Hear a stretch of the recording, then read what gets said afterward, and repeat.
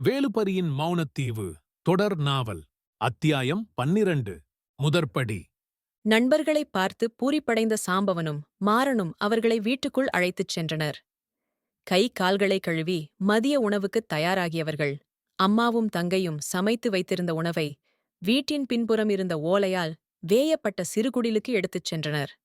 என்னதான் வீட்டினுள் மின்விசிறியுடன் கதிரை மேசைகள் இருந்தாலும் இயற்கையாக வரும் இதமான கடற்காற்றில் மரப்பலகைகளாலான வாங்குகளில் அமர்ந்து உண்ணுவது போல் திருப்தியாக இருக்காது.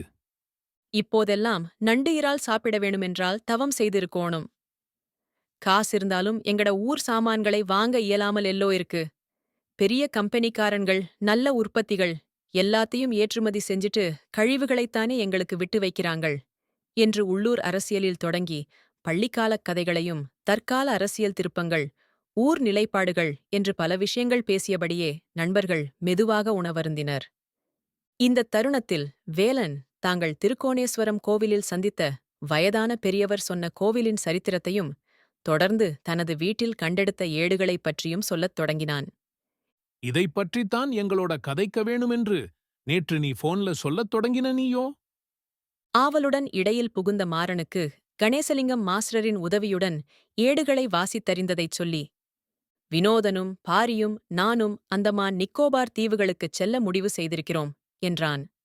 மாறனும் சாம்பவனும் மிகுந்த ஆர்வத்துடன் ஒரே நேரத்தில் நாங்களும் வரட்டோ என்றனர். இந்த பயணத்தைப் பற்றி கூறி அவர்களை எப்படியாவது சம்மதிக்க வைத்துவிடலாம் என்று எண்ணி வந்த நண்பர்களுக்கு தாமும் இந்த பயணத்தில் இணைவதற்கு அவர்களாகவே இணக்கம் தெரிவித்தது இன்ப அதிர்ச்சியையும் அதே நேரத்தில் சந்தோஷத்தையும் அளித்தது. போய் வர ஓரிரண்டு கிழமையா போகும். இங்க நீங்க 2 பேரும் இல்லாட்டில் அப்பா தனியாக எல்லாத்தையும் சமாளிப்பாரோ என்று வேலன் கேட்டான்.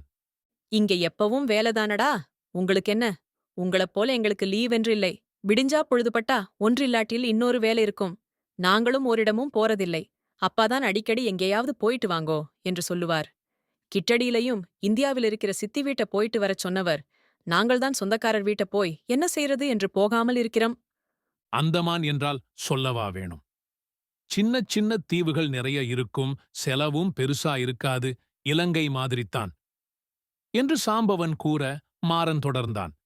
சொன்னா போல எங்களுக்கு அருமன் என்று ஒரு சிநேகிதன் அந்தமானில் இருக்கிறான். நாங்கள் இந்தியாவில் இருக்கேக்க எங்களோட ஒன்றாகத் திரிஞ்ச பெடியன்தான். அவனோட கதைச்சால் அங்க எங்களுக்குத் தேவையானது எல்லாத்தையும் செய்து தருவான். போறது மட்டும்தான் வேலையாயிருக்கும். இந்த உரையாடல் தொடரத் தொடர வேலனுக்கு இந்த பயணத்தின் மேல் அவன் கொண்ட நம்பிக்கை தனது செயற்திட்டத்திற்குச் சாதகமாகவே அமைகிறதென எண்ணத் தோன்றியது.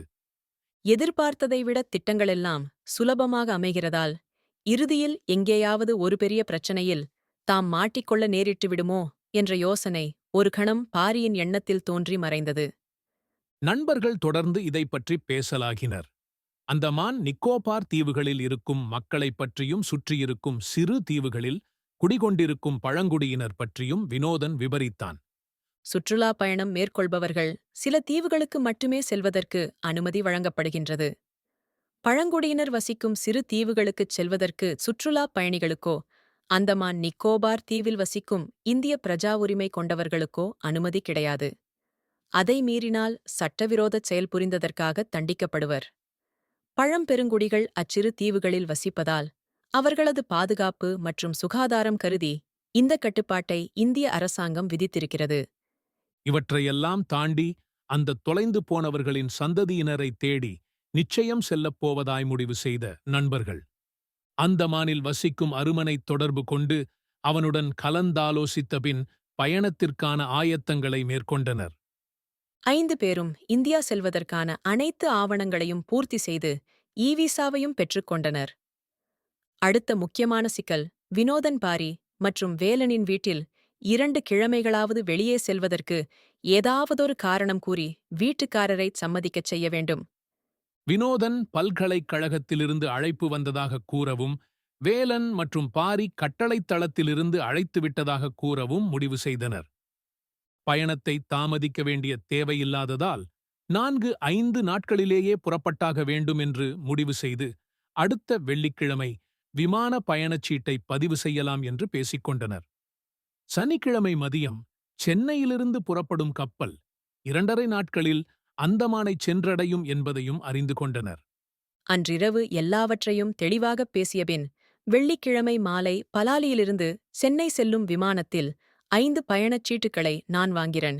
நாங்கள் 3 பேரும் உங்கள் 2 பேரையும் விமான நிலையத்தில சந்திக்கிறோம் என்று வேலன் கூறியதும் மற்ற நால்வரும் அவனை மேலே பேசவிடாமல் தடுத்து தத்தம் செலவுகளை தாமே பார்த்துக் கொள்வதுதான் சரியெனத் திட்டவட்டமாகச் சொல்லிவிட்டனர். நண்பர்கள் வரப்போகும் தங்கள் பயணத்தை நினைத்து ஆனந்தம் பயம் கலந்த உணர்வுடன் தூக்கத்தில் ஆழ்ந்தனர். பள்ளிப்பருவம் தாண்டி வயதாகிவிட்டாலும் கூட நண்பர்களுடன் சேர்ந்து பயணம் செய்யப் போவதில் உண்டாகும் உற்சாகமும் ஆர்வமும் எப்போதும் மனிதர்களுக்கு குறைவதில்லை. 2-3 நாட்களில் மீண்டும் சந்திக்கப் போகிறோம் என்ற எண்ணத்துடனும் கடல் கடந்து வேற்று தேசம் காணப்போகும் ஆர்வத்துடனும் நண்பர்கள் திங்கட்கிழமை மாலை விடைபெற்று வீடு திரும்பினர். சென்றதும் செல்லாததுமாய் எதையும் போட்டு உடைக்க முடியாது. அம்மாவுக்கு நிச்சயம் சந்தேகம் வந்துவிடும். அதனால் புறப்படத் தேவையான ஏற்பாடுகளை சத்தமின்றி செய்து கொண்டு சரியான நேரம் வரும்போது சொல்லலாம் என்று முடிவு செய்தான் வேலன்.